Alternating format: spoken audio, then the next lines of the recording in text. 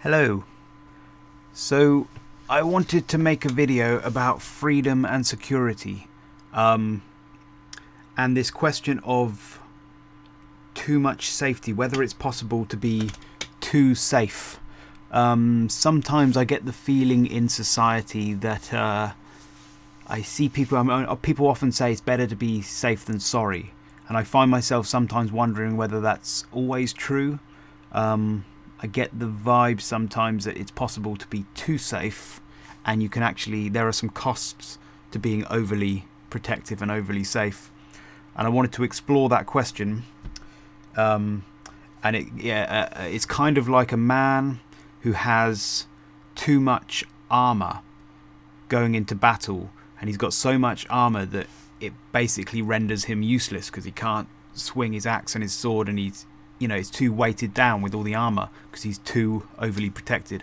I sometimes feel like that principle shows itself in life, so I wanted to look into that.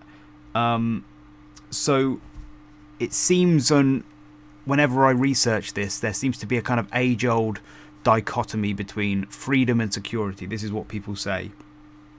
On the one side, you have total freedom, which is total anarchy. No rules, no law, no police, no government, total freedom. And it's kind of, people say that would be anarchy, it would be chaos, confusion. And on the other side, you have total security. So that would be police state, everybody locked in their basements, wrapped in cotton wool, wrapped in bubble wrap, everything is safe, safe, safe. And most people say that the solution to this dichotomy is some kind of balance, because if you have more security, it means less freedom, and if you have more freedom, it means less security.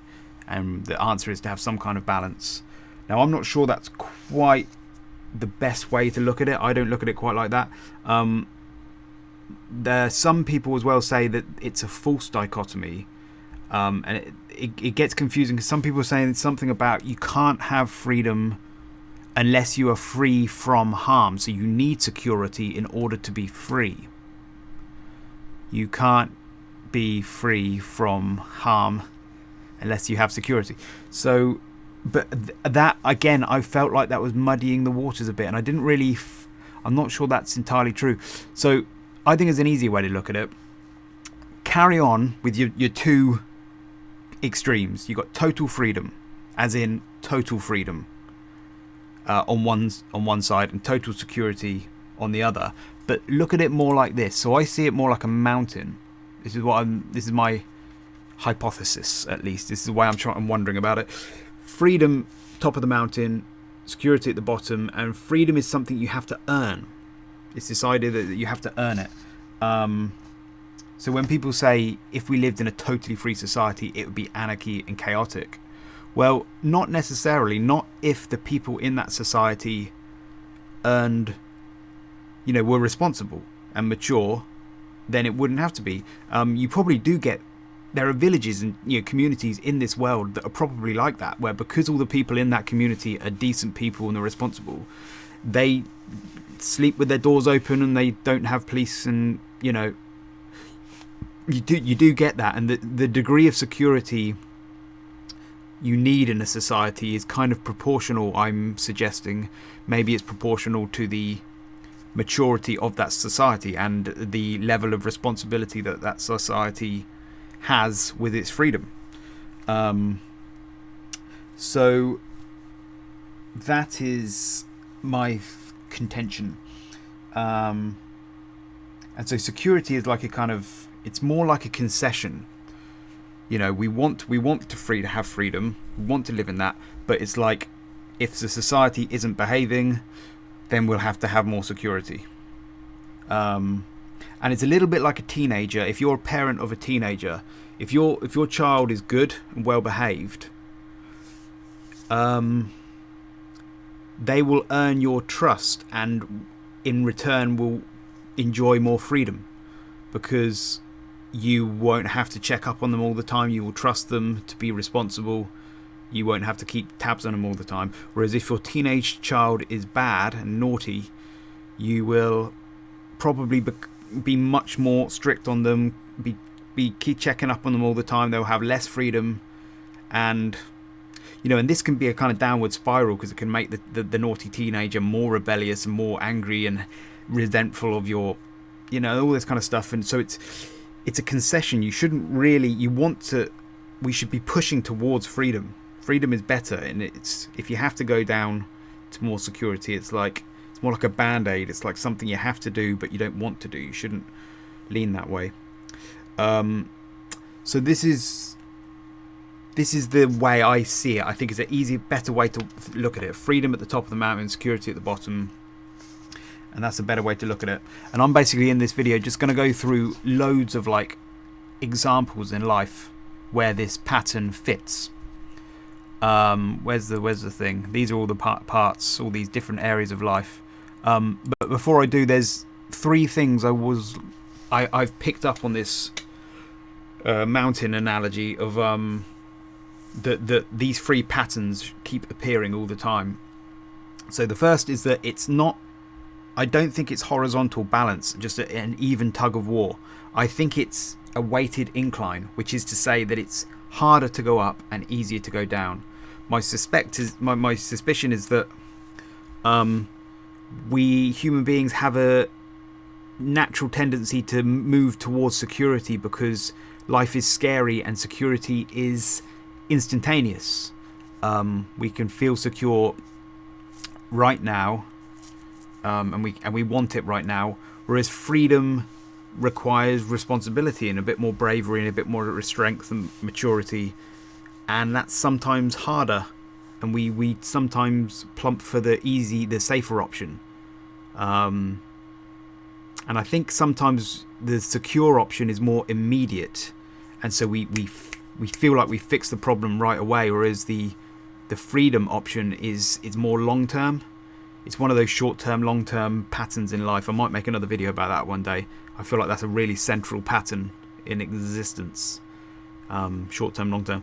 But yeah. So hard up, easy down. And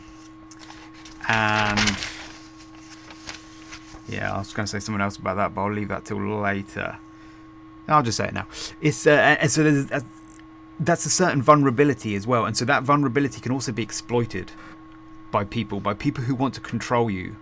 They use fear to control you because they know they have that aspect of you. I'll talk more about that later. Anyway, the second is a choice. I see this choice all the way through all of these examples I'm going to go. There's this choice that keeps popping up, and I think it basically boils down to this idea of, so there's reality out there and then there's ourselves, and we always have this choice. We can either try to conform reality to ourselves, or we can try and conform ourselves to reality. And it's a bit like you can either try to change the mountain and make it easier to climb, or you can change yourself and become a better mountain climber so that you can climb the mountain more easily. And the reality is that the mountain, trying to change reality, is actually in reality quite hard. Even though we think we always try that first because it's hard to change ourselves. We don't want to change ourselves. We want to do the easy option. So we think, let's change reality. That feels, because it's difficult to change ourselves. It's scary to change ourselves. So we try to change reality. But trying to change reality is like trying to change a mountain a little bit. I mean, a little bit. It's flexible because you can change reality a little bit too. So, but this is just a general set. But no, but this choice, this general sense. I just find this choice coming up in life a lot, and I tend to find that, for me personally, it's always better to change yourself. It's easier. Well, I've just said it's hard, but I find it like, if you're willing to change yourself, then it's easier than trying to change the world, including everybody. I don't know if I'm explaining that very well, but hopefully you'll see this choice as I go through the examples. And the third aspect is one step at a time. So this mountain, it's a long journey. If we had freedom at the top of the mountain right now in society, it would be anarchy. Because we're not there yet as a society, it would be chaotic. We haven't earned that right yet. You have to get there in manageable chunks. And one step at a time. And so this principle, as I go through all the examples, you'll see it all the time. You have to give people bite-sized, manageable chunks. And what was the thing? There's a analogy about a donkey in a well, which is really good to remember as well, for anyone that hasn't heard it.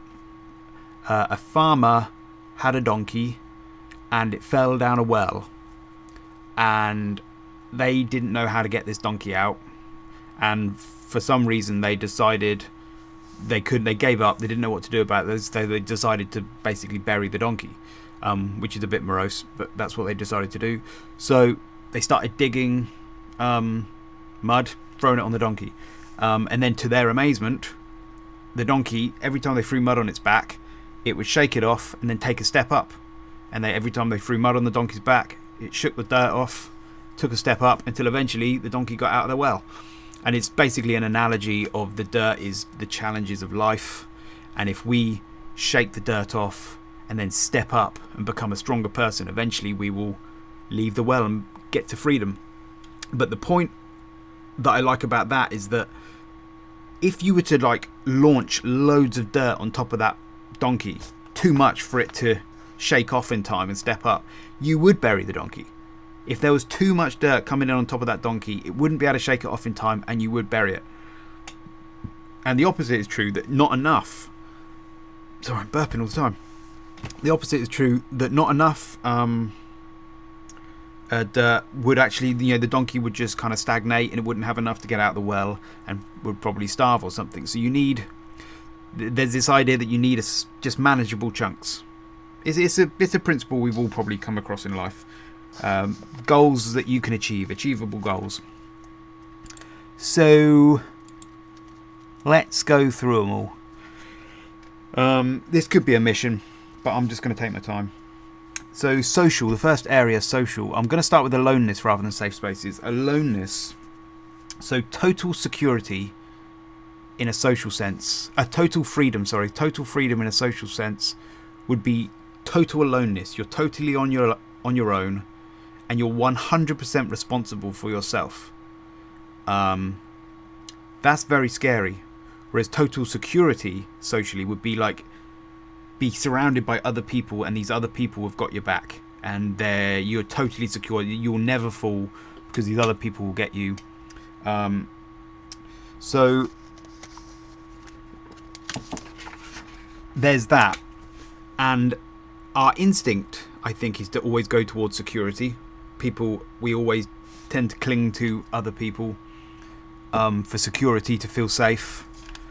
But it seems to me like relationships work best when people are okay and content being alone and are 100% responsible for themselves and independent.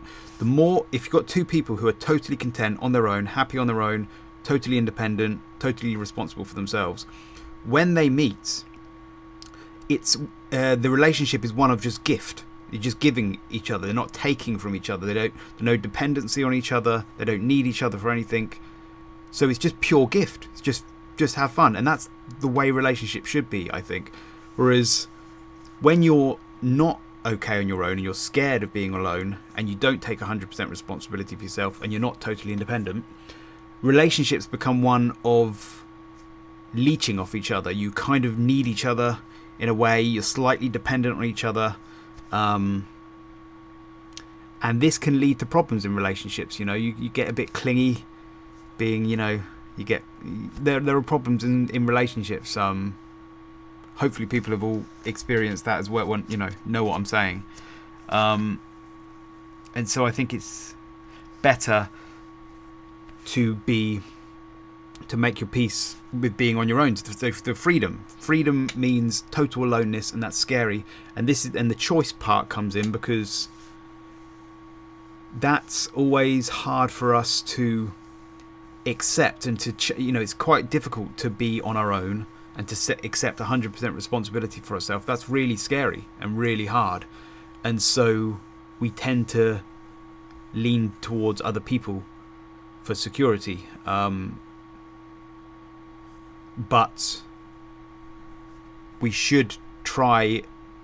I think the better choice is to try and change ourselves and become more secure in ourselves, and accept our aloneness, rather than, leaning on other people for support too much. But again, the third principle of one step at a time. The truth is, human beings. It's really. I don't know if there's a human being alive who is totally 100% content with their aloneness. Maybe some gurus somewhere, but most of us, we are scared to be alone, so we do need each other, and we are all like addicts in that sense. All human beings are kind of, one of the reasons we all cling to each other and we all need each other is because it's hard. None of us are perfect mountain climbers, so we all kind of smoke each other. I was going to say, we're all kind of like we're all addicts of each other, and we all allow each other to take drags of each other to get our fixes of each other. Something like that. I don't know. But yeah, aloneness. That principle. I'm going to make another video about celibacy at some point as well, because I kind of feel like it's the same principle here. Now, I've got nothing against marriage, but I do think that celibacy is, if this principle is correct, then celibacy is one step closer to freedom. Celibacy is total freedom, whereas marriage is basically you're binding yourself to another human being for life, so that you don't have to be alone. Something like that. It's kind of it's security. Marriage. You're binding yourself. It's a type of self-imposed prison. Now it's fine, and it's good because one step at a time. But yeah, I'll make a video about that. I'll make another one. So that's celibacy. And then capitalism and socialism I was going to mention. So, well, this keeps coming up in almost every category, but capitalism and socialism is similar as well. I think capitalism is basically the free market. It's freedom, whereas socialism is security. I think it's the instinct to go to socialism is for security, safety nets, welfare state. And I wonder whether it's the same principle of like the level of responsibility that society has with its freedom is proportional to the amount of socialism that society needs. So if a society is irresponsible with its freedom, then that society might start pushing towards socialism. If the people aren't freely redistributing the wealth and taking care of the poor, and I don't know, if there's too much corruption and all this kind of stuff, if people aren't being responsible with their freedom, then this is where the instinct for socialism comes, because people kind of think, hang on a moment, we're not responsible enough with our freedom here, we need more security. Maybe it's that kind of pattern, possibly. So there's that. Let's go on to the next one. And then safe spaces. This is really interesting. So, for me at least, safe spaces are... So you take safe spaces and then contrast that to free speech zones. When I was a kid, I had a drama class, and the teacher got us all of our students got us all to dance and make silly noises and do silly dances before the class started. And I remember it because her point was that it frees us up. It gives us, we get kind of like stiff and nervous in social settings, and this kind of frees us up and says, look, we're all going to be silly, we're all imperfect, let's just free up. And then the point of this is that it will lead us to more imagination, and we'll be braver, and we'll be feel freer to express ourselves in the drama class. Now if you imagine like a free speech zone, maybe a team of people decide that in their team they're going to have a free speech zone where you can say whatever you want. There's going to be no idea too stupid. There's going to be no offense taken. You can say whatever you want. Let's just have a total free speech zone. And the point of it will be that we want to have the best innovation. We want to have a brainstorm of really good ideas. And in that free speech zone, it would be... Well, let's just contrast that with safe spaces. And so safe spaces is more towards security. It's saying there are certain things you can't say because you don't want to hurt people. So you have to say the right gendered language. Don't say anything politically incorrect. You can't wear anything culturally appropriative, whatever the word is, or say anything like that. And there are lots of rules and regulations of what you can and can't say, because you can't hurt people. You can't clap too loudly for the hearing sensitive and all this kind of stuff. And the effect of that, to me, seems to be one of kind of suffocating you a little bit. It suffocates innovation and imagination, because you're in that setting, you're constantly censoring yourself of what can I say and what can't I say. And it's very, very small. Now, whereas if you in the free speech zone, yes, it's scarier. Yes, your feelings might get hurt. You're going to be braver. You're going to have to be forgiving of people. People might say things. You're going to have to be willing to forgive. You're going to have to be braver. You're going to have thicker skin. This is where the choice comes in, you know. You're going to have thicker skin. But the prize for all of that is more innovation and more freedom and more fun. And so it's like, what do you want? Do you want that? If you want that, then become a better person, and then you can have that. So that's security and freedom in that regard. And see, the choice as well when it comes to free speech is, I see this all the time, where you can either change yourself or you can change the world around you. And so you can either become a person who has thicker skin and is more forgiving of people, or you can try and ban speech. You can say, I don't like that word that person said, I don't like this, I don't like that, just ban it. And it's this idea of trying to control, trying to put a muzzle on everybody's mouths. And this idea of like trying to change the mountain or change yourself. It's like, I know the easier thing to do is to try and change. Well, we don't want to look inside ourselves. We don't want to change ourselves because it's hard. And so we try to change the world around us. But that's kind of foolish, because you're basically trying to change a mountain. Trying to put a muzzle on the mouth of your whole society is going to backfire, because it's just going to make people more angry, and it's going to, harbour resentment inside the people that you've muzzled, and they're going to come back stronger. It's probably not the best way to do it. Whereas if people could actually try to change themselves to grow stronger, to be more forgiving of people, to be have thicker skin, to not take offence so easily, we could have a whole free speech zone world, which supposedly we're supposed to live in, but nowadays not so much. But we could have a free speech zone where there's so much imagination, so much freedom. We can say what we want. Don't have to worry about people. We can have criticism, but you don't have to worry about the law coming down on us, or, it'll be better.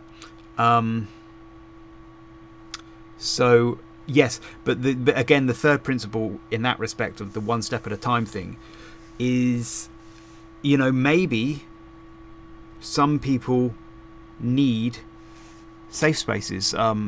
Maybe for some people it really is too hard. Now it's easy for me to say. I mean, there's a new generation growing up beneath me, and for me, I mean, I'm a bit of a snowflake myself. I've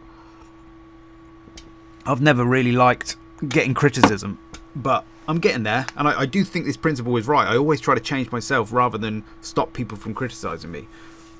But I'm a bit of a snowflake myself. But maybe the next generation, maybe they really are even more snowflakey, because maybe they've grown up in a society that has been even more comfortable and more protective of them, overprotective of them, and they really do struggle with, Now I think that's a bad thing. I think they should try to change themselves. But anyway, one step at a time, manageable chunks. Maybe they need safe spaces, but we should try and wean them off of it. Anyway, That's social. Financial. Let's go to the next one. Pocket money. So security financially is, I guess, again, it's capitalism, socialism a little bit. Freedom in a financial sense is just doing whatever you want with your money. You have all your money and you can do whatever you want with it.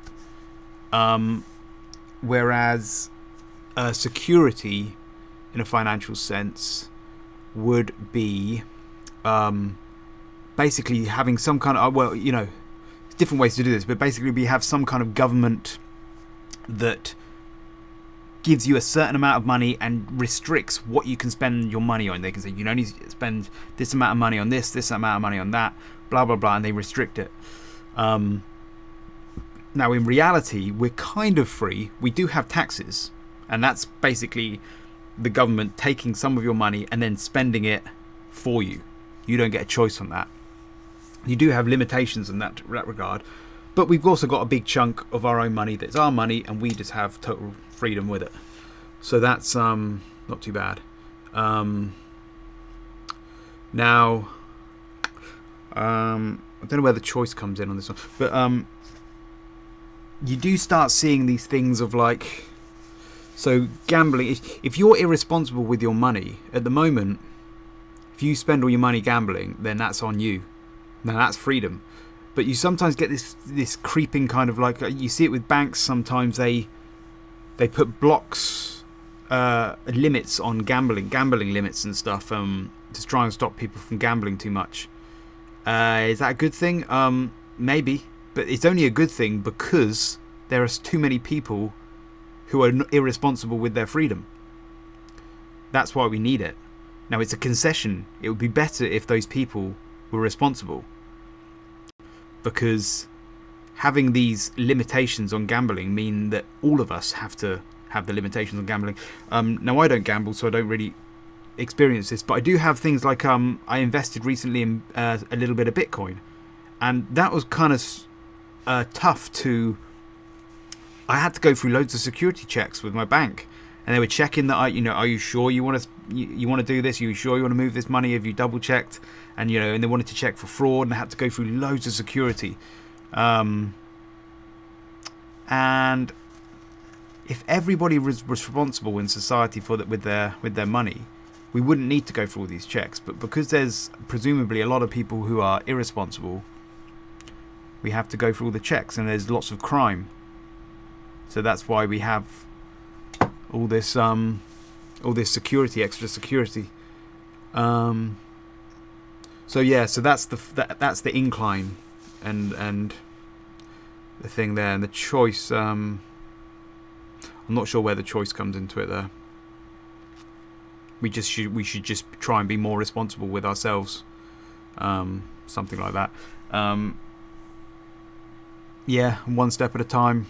That's just the level we're at society at the moment. Yeah, that's fine. I'll leave that for now. And then savers are losers. So this is more of a, rather than the government and what the government does to restrict our freedoms and security. This is our own attitude, personal attitudes towards money, and the level of security we have with our money. So sometimes basically the principle of like, if you don't take enough risks with your money, if you're too secure with your money, you never take any risks, you just put it in a bank, save it, that can actually backfire a little bit. This is why this expression I've heard recently of savers are losers, because inflation goes up. The reality in life is that everything's a risk, and inflation, the currency is getting inflated all the time with money printing and stuff, and the official figures of what inflation isn't always correct. It can often be more than that, and so if you put your money in banks, you're actually losing out. Whereas if you took a bit more risk, you could actually make some more money. Don't know. That was just a kind of I thought I noticed the same principle there, that if you're too secure, if you're too safe with your money, it can actually backfire, and you can actually lose out. And the reality is that insecurity is a, what's that quote? Insecurity is mostly an illusion in life. Life is either a daring adventure or nothing at all. Helen Keller, the lady who was born. Oh, where's my picture gone? There it is. Lady who was born blind and deaf and dumb or something. You know, good quote. Anyway, on to the next. Health. So total security in the Department of Health is, I was going to say something else about that, but let's just go with this. Total security in a personal sense with health is hypochondria, basically. You know, you can imagine somebody being just hyper OCD about cleanliness and safety and security, and they're just super clean. Everything's got to be clean all the time. They don't want to get sickness. They don't want to get disease. They're constantly worrying about getting disease and sickness. Super concerned about their health. And this is so this is the area where this can actually backfire, because too much security in this regard can lead to more problems.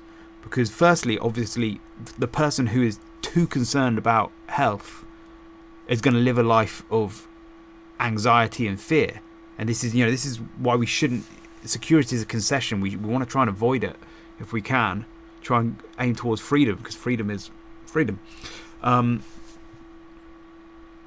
So it's fear, and so the person who's has hypochondria is going to be living in fear and anxiety all their life. But then the reason why it backfires is because firstly, it can be a bit of a self-fulfilling prophecy. If you're thinking and worrying about getting ill all the time, sometimes your mind can actually create illness, can be psychosomatic, and you can get ill from that. And the other way is if you think of things like your immune system, is a good example, I think, because your immune system, so I've read, is that it needs a certain amount of exposure to life's ordinary viruses, the viruses you get out in the world, to grow strong.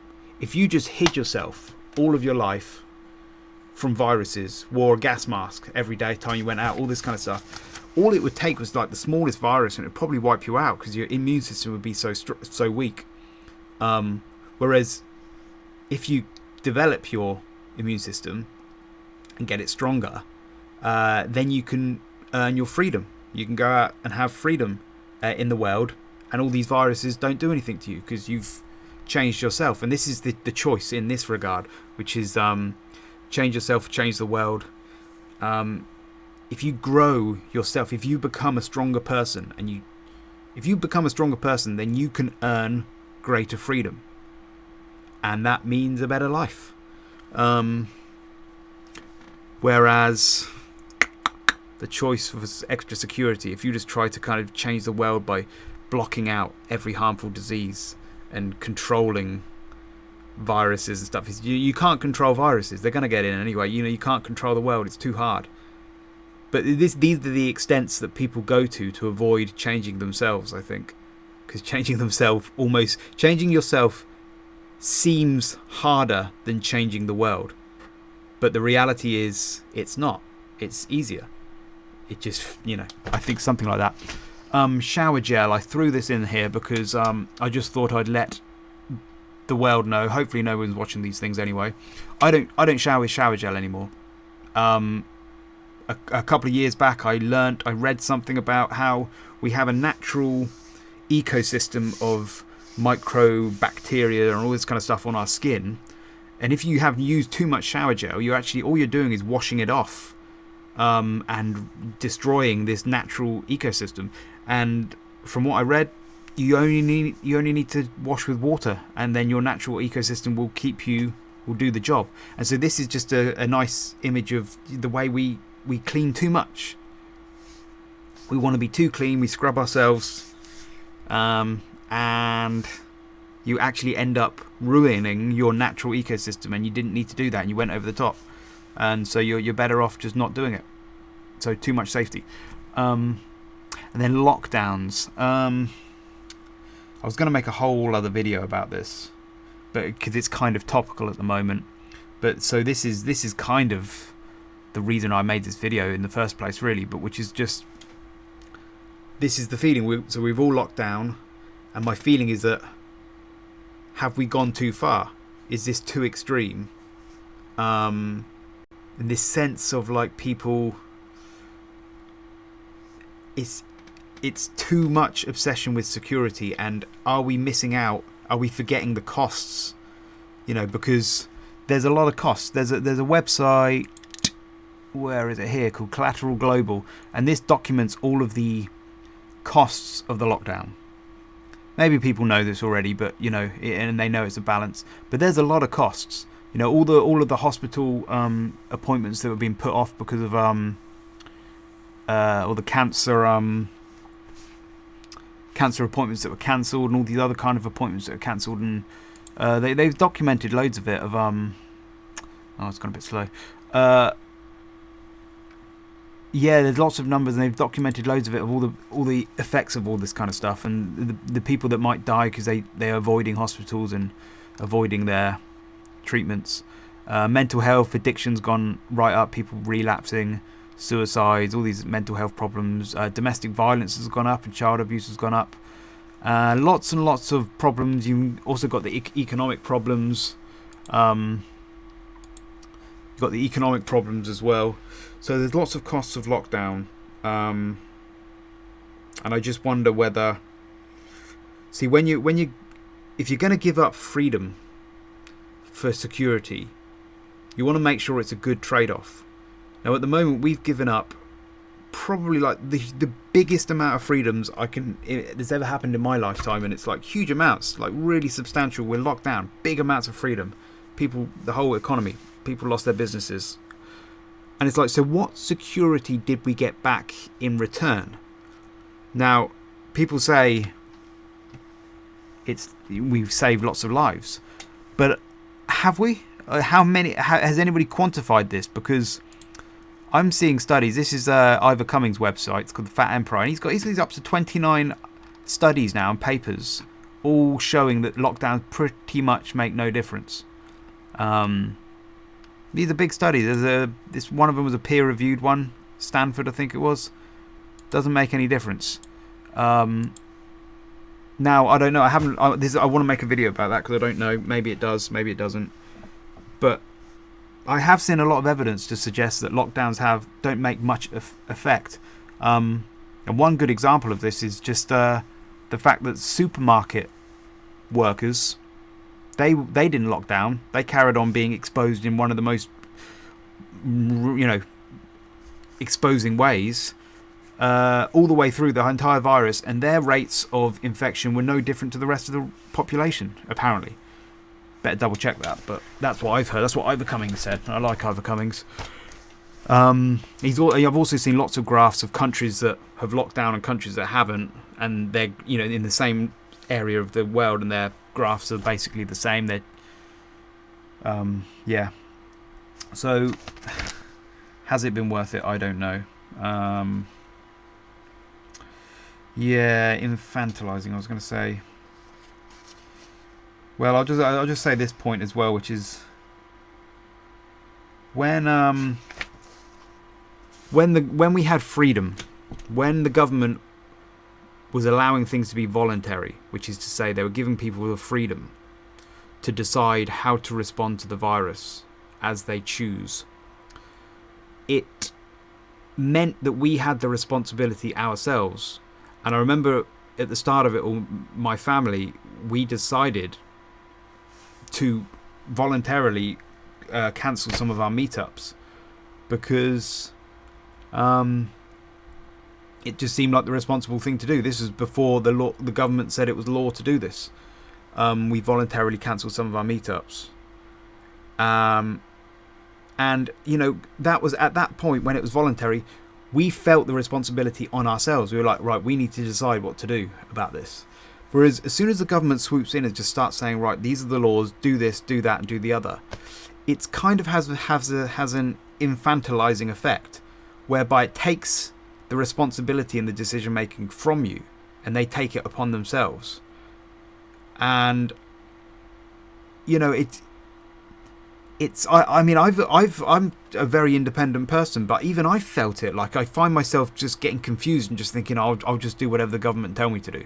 And I don't like that. It shouldn't be like that. You should give me the responsibility to choose. Now, look, again, the steps, one step at a time. Maybe our society is at a stage where the mass of our population can't be trusted. But see, I don't. I tend to think that you should trust people. You should give people the trust, and then they will rise to the challenge. It's better to do it that way. And I do actually suspect as well with governments, they like control. Any opportunity to take some more control they like. But anyway, I'll come on to that later. So lockdowns, I don't know. I'll make another video about that. But hopefully this pattern is starting to emerge. Sports, let's just fly through some of these quick. Attack is the best defense. Sometimes in sports you hear that attack is the best defense. If you're too secure, you're too defensive, you try and defend all the time, sometimes that can backfire. It's not a very good strategy because the other team will just overwhelm you, and it's not the best strategy. Whereas sometimes if you attack more, it puts the other team on the back foot. Don't know, just thought that was maybe the same principle. And then bike helmets, or just helmets in general. I don't wear a bike helmet, and this has always been one of those lines in the sand for me where it's too much security. And again, I find the world, I just sense in the world nowadays we're getting too health and safety conscious. And there's a study, just to kind of highlight this, is they found that in ski resorts, when they introduced helmets, head injuries went up. There's a study here. So the head injuries actually went up, and the idea was that I think the presumption was that it creates a false sense of security. When people wear a helmet, they think they're indestructible, and they start taking risks that they shouldn't do, and then it creates a false sense of security. Whereas when you don't wear a helmet, and this is what I feel when I cycle, when I don't wear a helmet, I feel very acutely aware that my head will hurt if it hits the pavement or a car. So I'm much more like, I've got to make sure I don't have an accident here. I'm much more I feel alert and aware that I am responsible for not having an accident. So I don't take any risks when I cycle. Whereas I tend to think if you wear a helmet, maybe you think, you're indestructible, you just bounce off the pavement, whatever. And there's been studies as well, I think, that show that cars give cyclists more room when they're not wearing a helmet. Whereas when they are wearing a helmet, they give them less room. And I think it's the same principle, full sense of security. And I thought, is that, again, too much safety can backfire? Same principle. And the choice of changing yourself, taking responsibility yourself, maybe with the helmets. And the one step at a time thing is well, I don't know if it applies, but you got to take it in moderation. I still have bike lights, and I still have other security measures. You have to kind of keep it in balance. Whatever. Next one, kids, protection. This is just basically overprotective parents. Sometimes if you're too protective of your kids, they can grow up to have anxiety issues and be snowflakes, which is maybe what we've seen in the last generation. I don't know, but actually, I don't want to slag off a whole generation of people. I don't know. That's just the meme going around at the moment. Maybe it's not true, or maybe it's not fair. But kids, if you're too overprotective of your kids, then it can backfire and it can actually harm them. And so maybe the choice here is one of the hard thing to do in yourself is to have the courage to let go of your children in a certain degree, maybe, and realize that you can't control the world. The world is chaotic, and you can only do your best. There's only so much you can do. I don't know, there's some kind of hard thing you probably have to accept as a parent in this regard, but your instinct, the safety thing, the security instinct, is to just keep your kids safe. Keep them safe all the time. Don't let them do anything. Safe. And that can backfire. And that can backfire. But the principle of one step at a time is that obviously manageable chunks. You don't want to throw your kids in the lion's den and just for exposure to danger, because that's too much. You have to give them, your child, manageable chunks of what they can manage. So yeah, that's pretty simple. Technology, I might just skip this until later, because this was a tricky one that I couldn't get my head around fully. But I'll just say something about the volume warnings. My phone has this setting on it where I'll be listening to music and then suddenly the volume will just automatically jump down about 2/3, and it's really annoying. And I have to kind of especially at work when I've got my high heavy duty gloves on and stuff, I have to take them off. Phone is a button you have to press and say okay. It says warning about your hearing, don't listen to too high high volume because it can damage your hearing and stuff. And it's like, so I have to press okay to that and then turn the volume back up, and it's just really annoying. And I know this is like first world problems, but it's very annoying and it's very infantilizing again. The idea that I don't know how to control my own volume levels and to not damage my own ears. I mean, they're my ears. I know how to do it, and it's very... I don't like it at all. Presumably there are enough people in society, in the world, who have damaged their earrings and their ears, and sued Samsung and these phone companies, and so that's why they do it. Presumably, I don't know, but it's really annoying and it's infantilizing. AI. I'll come on to the rest of technology later because it's a bit of a tricky one to talk about. Yeah, come on to that later. Environment, dancing in the rain. So on a small scale, when it comes to weather, we see this pattern of like when you've got tough weather, you can either have security, which is hide from the rain, hide from the extreme weather, stay inside, or you can learn to dance in the rain. So they say you can learn to just enjoy the rain, learn to enjoy the extreme weather, adapt yourself to it. You see some people in these ice climates who actually learn to transform their bodies to be okay in like freezing temperatures, and that's amazing.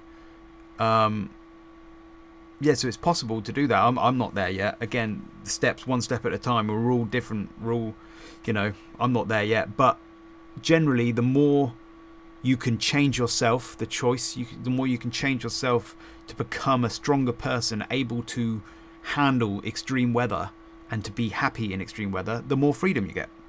Whereas if you get scared of a bit of rain, a bit of thunder, and you get scared, then you're in a self-imposed prison and you have less freedom and your life is worse. That same principle, basically. But again, one step at a time, because extreme weather, we can't go dance in the tornado or the tsunami yet. Maybe one day we will. Maybe one day we'll get to a point where we can, but we're not there yet. Anyway, sci-fi future. Politics, socialism, capitalism, socialism, security, capitalism, freedom. Arguable, whatever. Basically the same principle. Control. This was the thing I was going to say earlier. Did I say it? I'm going to say it again. Because it's on an incline, because I think freedom and security is on an incline, we're more tempted to go towards security, easier to go towards security. That's a vulnerability in human beings. And because there's a vulnerability in human beings, people who want control, like to have control, can exploit that. It's a very easily exploitable thing. And governments are one of the prime candidates of people who will exploit that in other people. Basically by selling you fear, saying, the world is scary and we can make you secure. Do these things we want you to do, or rely on us, and we will make you secure, and you can be dependent on us. And it keeps them in power. Just two things I'm going to say about that. Which one first? I'll go for this one. I'm going to forget the other one now. Oh man, my brain is so rubbish. No, yeah, okay, I'll say the first thing first. No, hang on, I don't want to forget it because my brain's so bad. I'm going to forget. That's about freedom. If we just had that. Okay, so the second thing. You shouldn't think that. I don't think we should think that this is only governments that do this, even though there could be something more of a demand on governments to do it, pressure on governments to do this. But parents with kids, if you've ever said to your kid, if you don't eat your greens, the monster's going to catch you, or something like that. If you've ever had that kind of instinct to say that to people, if you don't do this bad thing's going to happen. You're basically exploiting people's fear to get them to do things. This is just a bit of a side avenue to this whole topic, but it's just something interesting, which is, people do that, and people do that all through society. Pimps do it to prostitutes, don't they? They say, "I'll protect you." It's a scary world out there, or something. I don't know, but and governments do it. And the other point I was going to make, though, and I'm going to come on to this at the end as well, is that I wonder whether more freedom. Maybe I'll talk about it at the end. I'm getting tired now. I've been talking for too long. Nationalism, I'll talk about that at the end as well. Globalism versus nationalism. Globalism is total freedom. Nationalism is more borders, is more security. Now, I actually voted for Brexit, which is a bit more of a nationalistic leaning. But again, I'm going to talk about that at the end. Let's just fly through quick. Addiction. Nobody's listening anyway. I don't care. Addiction. Dependency. So this is, again, the same principle, which is... Let me just have a look at my notes. Lord above. So we all have addictions. Obviously, some people have big addictions to drugs and alcohol, but all of life, there's just so many different things can be addiction. We can be addicted to our favourite little creature comforts, TV shows, certain routines, certain people we have in our lives, certain feelings, emotions, all kinds of ways that we get pleasure. We can get addicted. And these addictions, we get security. We feel security from these addictions. Whereas freedom would be freedom from that addiction. If we can change ourselves, the choice, if we can change ourselves to become somebody who doesn't need this thing, we're not dependent on this thing anymore, we self-discipline ourselves and get free from the addiction, we can have freedom. We can have freedom to not need this thing. Whatever it is, if it's a drug or if it's a person or if it's a TV show, whatever it is you're addicted to, when you're free from it, you're free. Now, you can still enjoy it, but you're not dependent on it anymore.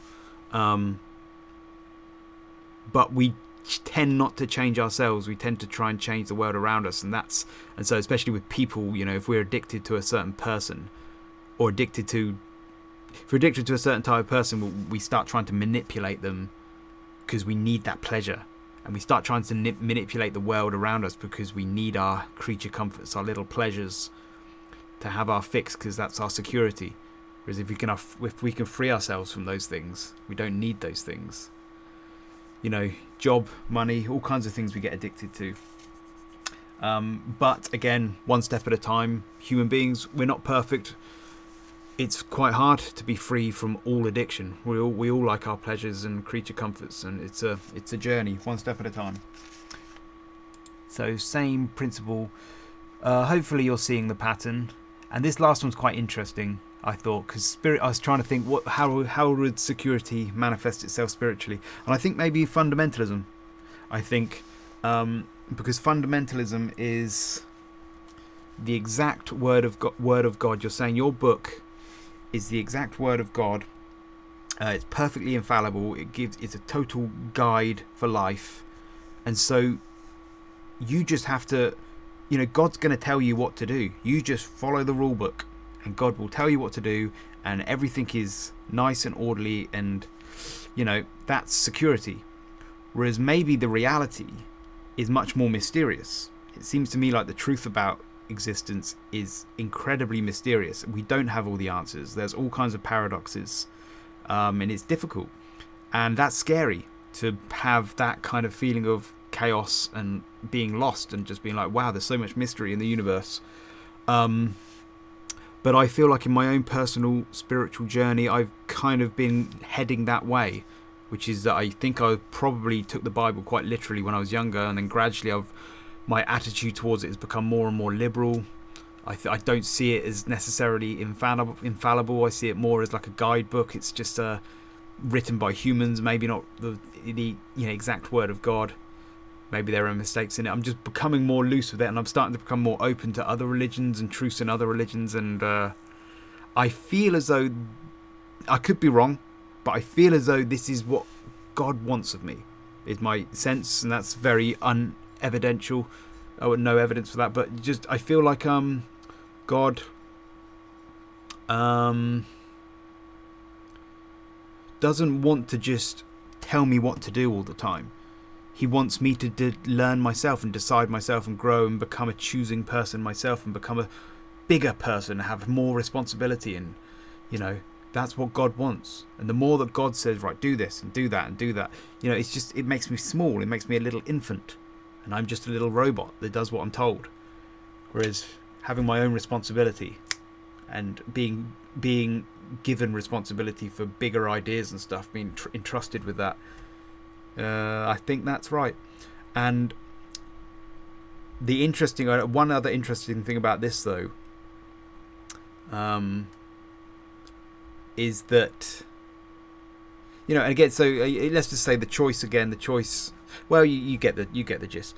But another interesting thing about this is that the most extreme end of freedom, total freedom, is total security is maybe cults, and maybe Islam is this is the word of God, this is how it has to be, very strict, fundamentalist Christians, things like that. But on the total freedom end, you've got the Eastern religions and the all is one mentality, this idea that all existence is one, everything is one, which means that all distinctions are an illusion. Every distinction is an illusion. Every boundary and border you put up is artificial. It doesn't really exist. That's the ultimate freedom. Now, I like that philosophy, and there's something, it fits this hypothesis I'm presenting at the moment, that would be the end point. Maybe that's true. But there's the big problem with that, which is that if that's the truth, well, according to that view that all is one, then that means the distinction between true and false is an illusion. But if you ask them, is that true? Is it true that the distinction between true and false is an illusion? They would say, yes, it's true. And it's like, well, you've just refuted yourself. That's self-refuting.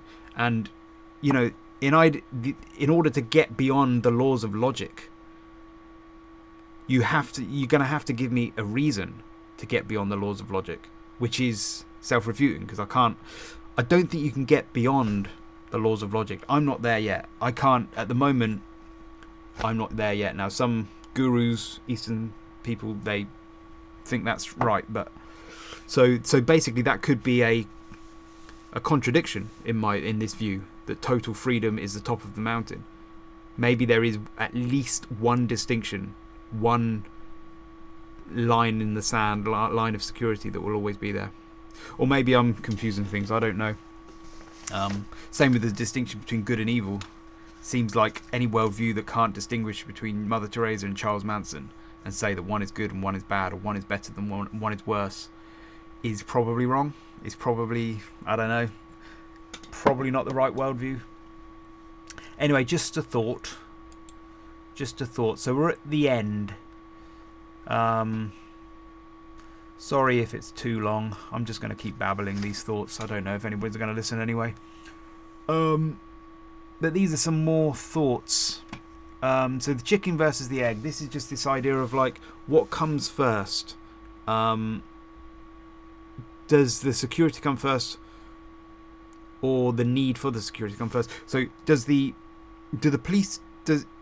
crime come first, and that's why we need the police, or do we have the police? Oh my God, is there the police because we have crime, or is there crime because we have the police? And it's this idea of what comes first. And so Does freedom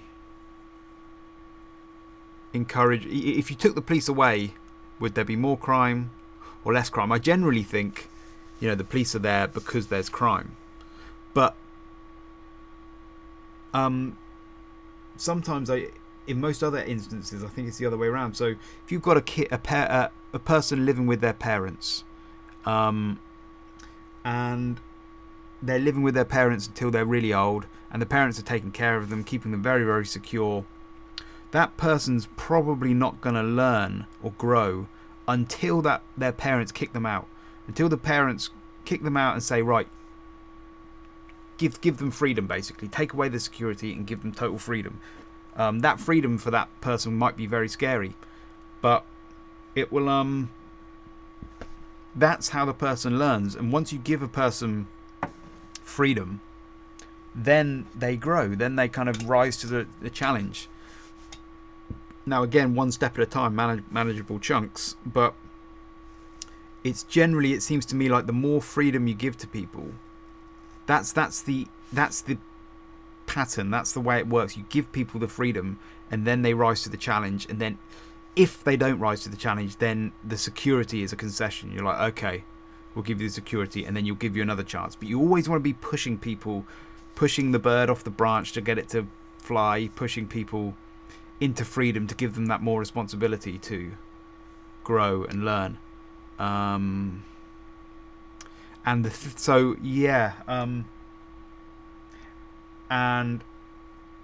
well, the thing about the police, what comes first, crime or the police? If that theory is correct, then that would mean that the defund the police crowd were actually kind of right, which I was against when I first heard it. But the principle of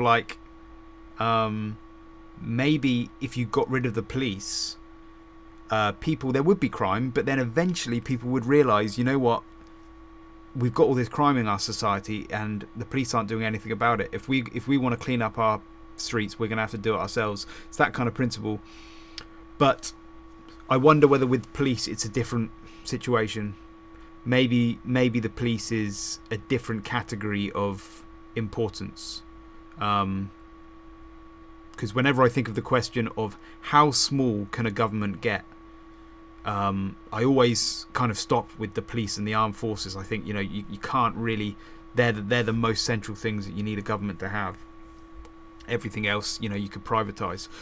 But anyway, so yeah, that's just some thinking points. And then the thing that I was going to say about politics that I was going to leave to the end is the government, and they use fear to control people because they like control. Well, I sometimes wonder whether if the government just gave people freedom, maybe we'd be fine. Maybe we'd all rise to the challenge and be absolutely fine. But if we did that, the government would be out of a job. They would lose their power. They would shrink in size. And, this is something that maybe the government don't want to do. They like their power and they like being big. And there's that imbalance. There's that tendency. Again, it's an incline. It's not a horizontal balance. It's an incline. And there's this tendency in governments to maybe not grant that to people. They want more power for themselves.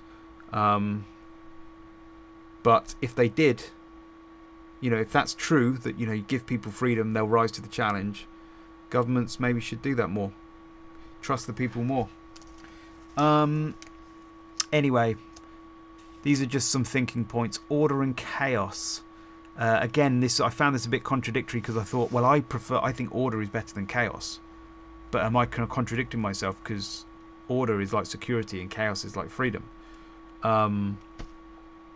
Now, in one sense, I think not, because when I said that freedom is better, but you have to earn your freedom, well, it could be that this sense of order is what I mean by order is like it's a self-discipline, kind of self-imposed responsibility type of order. It's what, when I said you'd have in total freedom, we wouldn't necessarily have anarchy and chaos because people would be responsible. Well, this is what I mean, where you wouldn't have chaos because people would voluntarily be ordered in themselves. Maybe, I don't know whether I'm contradicting myself here or not. But another way of looking at this as well is maybe the Eastern all is one religion is right, and maybe order, even order within ourselves, the way we order our lives and organize our minds and stuff, all of these are just artificial boundaries, and they're an illusion. And the reality is that the universe is chaotic, just ultimately chaotic. That is the reality. But still, in total freedom, you need to kind of be responsible with that truth. So I don't know. 2 thoughts on that one. I'll put this in the challenges section because these are things that I don't fully know. Globalism and nationalism. Again, I found this a bit challenging because I thought, well, I've been leaning towards nationalism lately. I voted for Brexit, and I just feel like I like that idea. But then I realised that this is a kind of a contradiction, or is it? Because globalism is the free option. Globalism is the top of the mountain then, because you've got total freedom would be no borders, and freedom to just go wherever you want around the world and everybody to mix. That's total freedom. So am I contradicting myself? But my answer to this is that, well, maybe the reason I'm leaning towards nationalism is because I'm bringing in the third principle of one step at a time, which is that if my feeling is that we're heading towards globalism too fast, it's too much, and we're going to bury the donkey. We're going to bury the donkey if you just flood people together from all societies into one big group. We need time to integrate. Societies, cultures need time to integrate with each other, and it's too fast and it's too much. So maybe that's why I'm leaning towards nationalism at the moment. So that could be my answer to that. But one other point about globalism and nationalism, and I might talk about this in another video as well, just diversity. If you like diversity, then it seems to me like you should like borders, because if you don't have borders and everybody just becomes one, then we're all going to become the same. Whereas if you want diversity and you want to maintain diversity, then you ought to separate with borders different types of people, groups of people, so that you can preserve the diversity. Yeah, that's just an overview principle that I don't know how it applies in reality, but just a thought I sometimes have. Anyway, and then the left and right, this was interesting as well, I thought, because politics at the moment, the political left and the political right, I find that there are, in this regard, if my little hypothesis is right, then there are contradictions on the left and the right. I find that there are sometimes the right are pro-freedom, but sometimes, in some instances, the left are the pro-freedom ones. So on the right, you've got free speech, small government, and capitalism. Free speech, the right, at the moment, it used to be the left. The left used to be free speech. Now it seems to be the right. They're the ones who are free speech. The left seem to be the ones pushing censorship, safe spaces, all that kind of, all that stuff. And small government, the right want, more freedom, libertarianism. They want more freedom, smaller governments, leave us alone, don't tread on me, all that stuff. And then the left want big government. They want more. They want daddy government to take care of them, all that kind of stuff. So that's security again. And capitalism, right, free market, socialism, left, generally more security. But when it comes to like religion, the right are more fundamentalist, which is a kind of a contradiction, because they like the security in their religion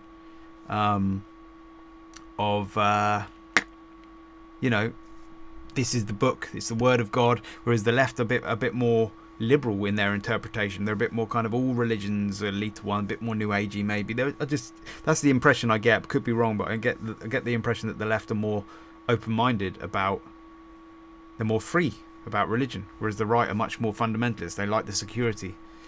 Now it could have something to do. I've always sensed that in ethics, there's this foundational dichotomy between utilitarianism and deontology, which is the same as consequentialism and categorical thinking. And I've always wondered whether they fit the left and the right. I think the right are more deontological, the left are more utilitarian. And if the right are more deontological, then maybe that's it. It's a kind of principled sense. It's coming from a principled sense. It's not a security sense. Possibly that's the answer for it, but I'm not sure. And then borders. So again, the right, pro-borders, nationalistic, whereas the left are much more liberal. They don't want the borders. So, in these regards, the left are more liberal and the right are more secure.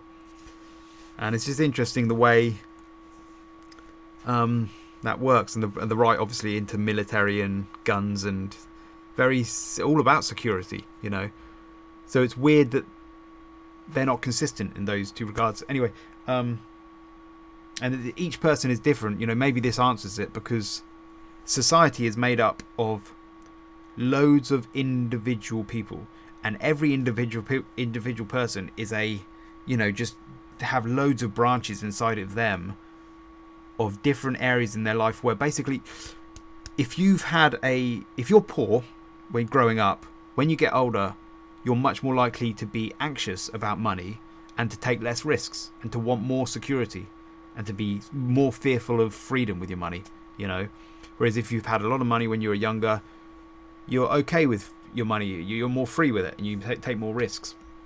And every human being is has different levels of this, wherever you were secure as a kid, maybe, wherever you were secure as a kid, you feel free as an adult. Don't know. But anyway, just the point is that everybody's different, and we're all at different levels of this one step at a time mountain climb. We're all at different levels. And the final thing I was going to say, and I missed out that technology, and I might kind of bring it back here. I was almost going to miss this because this is just confusing. I might just be confusing things. I'm just going to bumble the last few thoughts I have out because I thought that was interesting. But there's this question of so let's say we get to this utopia of freedom, total freedom, and we're all responsible with it, and we're all secure because people are responsible. There's this question, this wondering of so if my theory is correct, then we would be very secure. We would be strong people. Because you have to earn the right to be free. But there's also this sense sometimes I get that in society, the more secure we are, the more weak we become. We're becoming soft and weak. There's this the film WALL-E.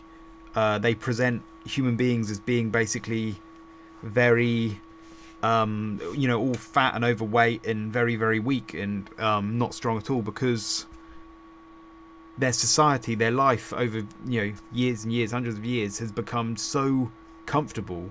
They've had no challenge in life, and so they've become soft.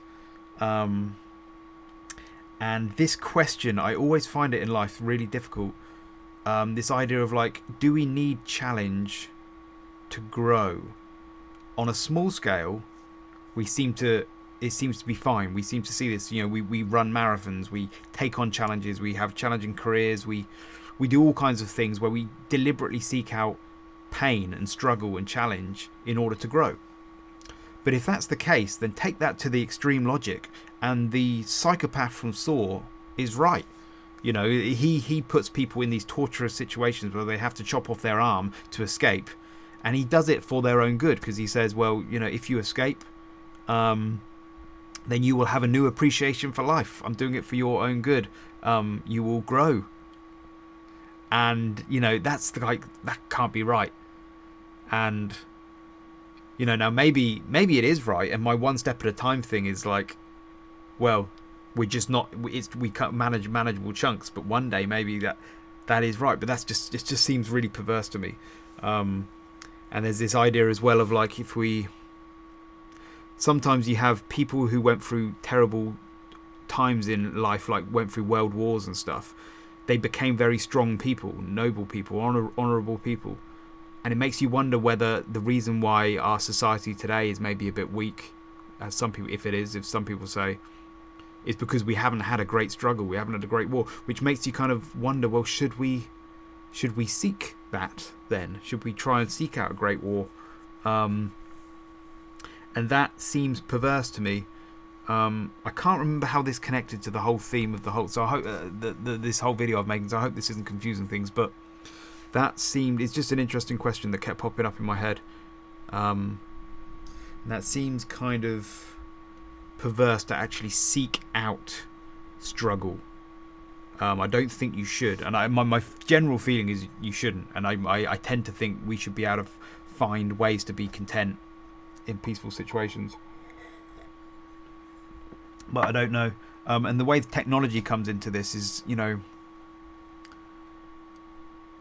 is technology going down towards security and safety, or is it our way of being responsible with freedom? I think it's, you could argue that technology is our way of being responsible with freedom, which is to say that we're using technology to keep us safe. But see, I think this is why it gets complicated, because I think technology is something else. What technology is doing is it's taking from us humans the opportunity to become responsible with freedom. If it wasn't for technology, maybe we would become better people ourselves and be able to embrace freedom. But we're actually kind of using technology to do that for us, and in a sense maybe that's good, because we're getting freedom. We can use technology to keep us safe, but it's also making human beings weaker. I think this is where I've been finding it difficult. It's a bit of a contradiction there. I think we're using technology to help us to rather than earning the right to be free ourselves, we're using technology to do it for us. Now, so in one sense, we're becoming more free, which is good, by using technology to stop crime and keep us safe. But we're not becoming stronger at the same time. We're becoming weaker. Maybe. And this video has gone so long. There's one last thing I'm going to say, which is just this great theory that Joe Rogan said. And there's no evidence for this, but it's just such a great idea. He wondered whether human beings are a seed that aliens, is like billion-year-long seed that aliens implanted, and the seed is, the point of the seed is to grow into some kind of artificial intelligence, super intelligence AI that will be just kind of like super intelligent, and we just give birth to it. Human beings, we evolve, and then we invent this AI, and then it grows, and then we're like the chrysalis around technology, and technology is growing. And as it's growing, we're just like this falling away flesh of this monster that's growing within us. And we're becoming weaker and weaker as technology grows. And technology will eventually grow into this real life, AI, super intelligence. And it will just replace us. And I just thought it was a really great idea. Obviously, I don't know if there's any truth to it. Probably not. But it's a very interesting way of viewing it. And it feels that way. It feels like technology is like a life of its own, and it's a beast, and it's growing and making us weaker. Maybe. These are all thoughts I haven't thought out super deep. But anyway, that's it. So I hope that all made sense. Yeah, that'll do. Bye bye.